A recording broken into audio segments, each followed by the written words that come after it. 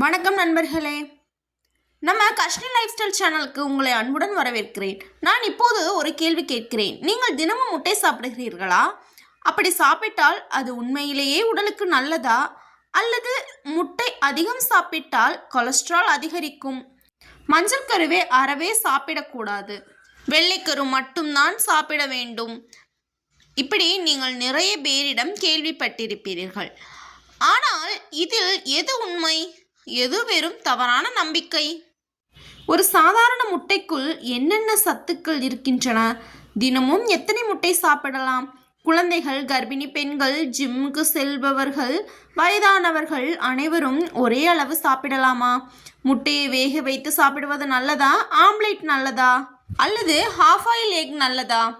இந்த எல்லா கேள்விகளுக்கும் அறிவியல் ஆதாரங்களின் அடிப்படையில் எளிமையாக இந்த வீடியோவில் பார்க்க போகிறோம். ஆனால் இந்த வீடியோவின் கடைசி 5 நிமிடத்தில் 90% பேர் நம்பிக்கை கொண்டிருக்கும் ஒரு பெரிய தவறான நம்பிக்கையை பற்றியும் முட்டையை சாப்பிடும் சரியான முறையையும் பகிரப்போகிறேன்.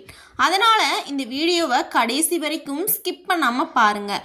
வீடியோ தொடங்கும் முன் இதுபோன்று ஆரோக்கியமான மற்றும் பயனுள்ள தகவல்களை தொடர்ந்து தெரிந்து கொள்ள விரும்பினால் இந்த வீடியோவை லைக் செய்து கஷ்மி லைஃப் ஸ்டைல் சேனலை சப்ஸ்கிரைப் செய்து பெல்லை அழுத்துங்கள். இப்போது இந்த சிறிய முட்டை எப்படி உலகிலேயே அதிக சத்துக்கள் நிறைந்த உணவுகளில் ஒன்றாக கருதப்படுகிறது என்பதை தெரிந்து கொள்வோம்.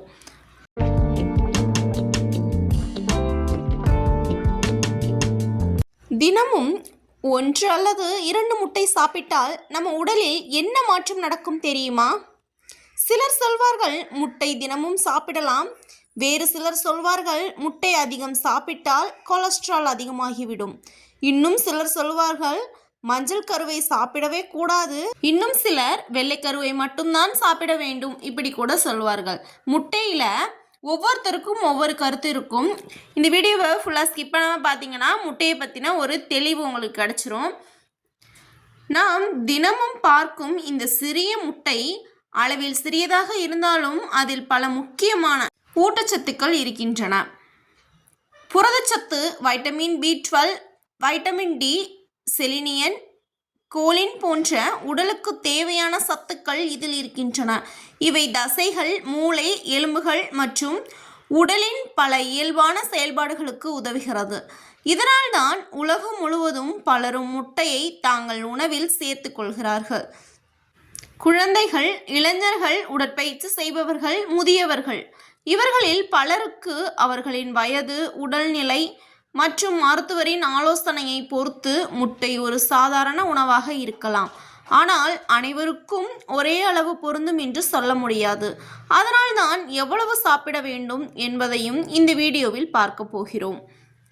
முட்டையை வேக வைத்து சாப்பிடலாமா, ஆம்லேட் செய்து சாப்பிடலாமா, அல்லது ஹாஃப் ஆயில் செய்து சாப்பிடலாமா? இதில் எது நல்ல தீர்வு? நண்பர்களே, முட்டை ஒரு சாதாரண உணவு என்று நினைத்தால் அது தவறு. அளவில் சிறியதாக இருந்தாலும் நம் உடலுக்கு தேவையான பல முக்கியமான ஊட்டச்சத்துக்கள் இதில் இருக்கின்றன. அதனால்தான் உலகம் முழுவதும் கோடிக்கணக்கான மக்கள் முட்டையை தங்களுடைய தினசரி உணவில் சேர்த்து கொள்கிறார்கள். முதலில் புரதச்சத்து. நமது தசைகள், தோல் மற்றும் உடலின் பல திசுக்கள் வளரவும் பழுது நீங்கவும் புரதச்சத்து முக்கிய பங்கு வகிக்கிறது. அதனால்தான் உடற்பயிற்சி செய்பவர்கள் மட்டுமல்ல, வளர்ந்து வரும் குழந்தைகள், இளைஞர்கள் மற்றும் வயதானவர்கள் போதுமான புரதச்சத்து கிடைப்பது முக்கியம். முட்டை தரமான புரதச்சத்து கொண்ட உணவுகளில் ஒன்றாக கருதப்படுகிறது. முட்டையில் கோலின் என்னும் முக்கியமான ஊட்டச்சத்து உள்ளது. இது மூளையின் இயல்பான செயல்பாடுகளுக்கு உதவக்கூடிய ஒரு சத்து. அதனால்தான் கர்ப்பிணி பெண்கள் மற்றும் குழந்தைகள் வளர்ச்சி குறித்து பேசும்போது சத்தான உணவு பற்றிய ஆலோசனைகளில் முட்டையும் இடம்பெறுகிறது. ஆனால் ஒருவரின் உடல்நிலைக்கு ஏற்ப உணவு தேர்வுகள் மாறுபடலாம். தேவையானால் மருத்துவர் அல்லது ஊட்டச்சத்து நிபுணர் ஆலோசனை பெறுவது நல்லது. இதோடு முடியவில்லை. முட்டையின் வைட்டமின் B12, வைட்டமின் D மற்றும் செலினியன் போன்ற பல முக்கியமான ஊட்டச்சத்துக்களும் உள்ளன. இந்த சத்துக்கள் உடலின் பல இயல்பான செயல்பாடுகளுக்கு உதவுகிறது. அதனால்தான் பல சமநிலையான உணவு முறைகளில் முட்டையும் ஒரு இடத்தை பெறுகிறது. ஆனால் இவ்வளவு சத்துக்கள் இருந்தாலும் தினமும் 2 முட்டை சாப்பிட்டால் உண்மையில் உடலில் என்ன மாற்றம் ஏற்படும்? நண்பர்களே, முட்டையின் முதல் பெரிய சிறப்பு அதன் புரதச்சத்து. நம் உடலின் தசைகள், தோல் மற்றும் பல திசுக்கள் தொடர்ந்து புதுப்பிக்கப்படுகின்றன. அதற்கு புரதச்சத்து தேவை. முட்டையில் உடல் எளிதாக பயன்படுத்தக்கூடிய தரமான புரதம் இருப்பதால் பலரின் சமநிலையான உணவு முறையில் இது இடம்பெறுகிறது. காலை உணவில் முட்டையை சேர்ப்பது நீண்ட நேரம் பசி எடுக்காமல் இருக்க சிலருக்கு உதவக்கூடும். ஆனால் இதை மட்டும் சாப்பிட்டால் போதும் என்று நினைக்கக்கூடாது. காய்கறிகள், பழங்கள், தானியங்கள் போன்றவைகளையும் சேர்த்து சமநிலையான உணவை பின்பற்றுவது முக்கியம். உடற்பயிற்சி செய்பவர்கள் மட்டும் இல்லாமல் தினசரி வேலைக்கு செல்பவர்கள், மாணவர்கள், வீட்டு பணிகளை செய்பவர்கள் என அனைவருக்கும் உடலுக்கு போதுமான சத்துக்கள் தேவை. முட்டை அந்த தேவையை பூர்த்தி செய்ய உதவும் உணவுகளில் ஒன்றாக இருக்கலாம். முட்டையின் மஞ்சள் கருவில் லூட்டின் மற்றும் சியாசாந்தின் என்ற ஆன்டி ஆக்சிடென்ட்கள் உள்ளன. இவை கண்களின் இயல்பான ஆரோக்கியத்தை ஆதரிக்க உதவுகின்றது என்று ஆய்வுகள் தெரிவிக்கின்றன. அதனால்தான் முட்டையை முழுமையாக தவிர்க்காமல் உங்கள் உடல் நலத்திற்கு ஏற்ற அளவில் உணவில் சேர்ப்பது குறித்து பல ஊட்டச்சத்து நிபுணர்கள் பேசுகிறார்கள். இன்றைய காலகட்டத்தில் நாம் தினமும் மொபைல் ஃபோன் மற்றும் லேப்டாப் மற்றும் டிவி போன்ற திரைகளை நாம் அதிக நேரம் பார்க்கிறோம். அதனால் கண்களுக்கு தேவையான சத்துக்கள் கிடைப்பது முக்கியம். அதே நேரத்தில் கண் பிரச்சனைகள் இருந்தால் மருத்துவரின் ஆலோசனையை பெறுவது அவசியம். நாம் முன்னதாக பார்த்தது போல முட்டையில் கோலின் என்ற சத்து உள்ளது. இது மூளையின் இயல்பான செயல்பாடுகளில் பங்கு வகிக்கிறது. அதனால் சமநிலையான உணவின் ஒரு பகுதியாக முட்டையை சேர்ப்பது சிலருக்கு பயனுள்ளதாக இருக்கலாம். இதுவரை பார்த்தது தரமான புரதச்சத்து, கண் ஆரோக்கியத்திற்கு உதவும் சத்துக்கள், மூளையின் இயல்பான செயல்பாடுகளுக்கு உதவும் சத்துக்கள். ஆனால் இதற்காக எல்லோரும் தினமும் எத்தனை முட்டை வேணுமானாலும் சாப்பிடலாமா? மஞ்சைக்கரு உண்மையிலேயே கெடுதலா? யாரெல்லாம் அளவாக சாப்பிட வேண்டும்? நண்பர்களே, இப்போது எல்லோருக்கும் இருக்கும் முக்கியமான கேள்விக்கு வருவோம் வாருங்கள். ஒரு நாளைக்கு எத்தனை முட்டை சாப்பிடலாம்? இதற்கு எல்லோருக்கும் ஒரே பதில் இல்லை. ஒருவரின் வயது, உடல்நிலை, உடற்பயிற்சி, மற்ற உணவு பழக்கங்கள் ஆகியவற்றை பொறுத்து இது மாறுபடும். பல ஆரோக்கியமான பெரியவர்களுக்கு சமநிலையான உணவின் ஒரு பகுதியாக ஒரு நாளைக்கு ஒரு முட்டை சேர்ப்பது பொதுவாக ஏற்றதாக பல உணவு முறை வழிகாட்டுதல்கள் கூறுகின்றது. சிலருக்கு தேவையும் சூழலும் மாறுபடலாம். வளரும் குழந்தைகளுக்கு சத்தான உணவு மிக முக்கியம். உடற்பயிற்சி செய்பவர்களுக்கு புரதம் தேவை அதிகமாக இருக்கலாம். முதியவர்களுக்கு போதுமான புரதம் கிடைப்பது முக்கியம். ஆனால் இதை வைத்து அனைவரும் அதிக முட்டை சாப்பிட வேண்டும் என்று அர்த்தமில்லை.